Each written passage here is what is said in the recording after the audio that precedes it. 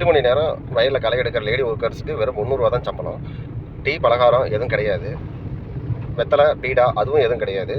அதே மாதிரி அந்த வீட்டில் இருந்து டாடா ஏஸில் ஏற்றிட்டு வந்து திரும்பவும் கொண்டு போய் வீட்டிலேயே டாடா ஏஸில் விடுற மாதிரி பழக்கமும் கிடையாது. ஒன்லி பச்சை தண்ணி மட்டும் தான் கொடுப்பாங்களாம். நம்ம நாட்டில் இப்படியும் ஒரு ஊர் இருக்குது. எந்த ஊர்னு முழுசாக வீடியோ பாருங்கள், பார்த்துட்டு உங்கள் ஊரில் என்ன சம்பளம் கொடுக்குறீங்கன்றதையும் கமெண்ட்டில் சொல்லுங்கள். வணக்கம்.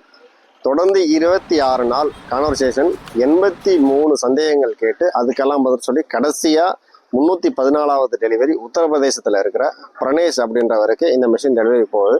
அவர் பார்த்தீங்கன்னா டிராக்டரில் புழுதியில் வந்து நெல் பயிர் போடுறாங்க. நம்ம சவுத் இந்தியாவில் இருக்கிற மாதிரி நாட்டு போட்டு நிறைய பழக்கம் இல்லை அந்த மாநிலத்தில்.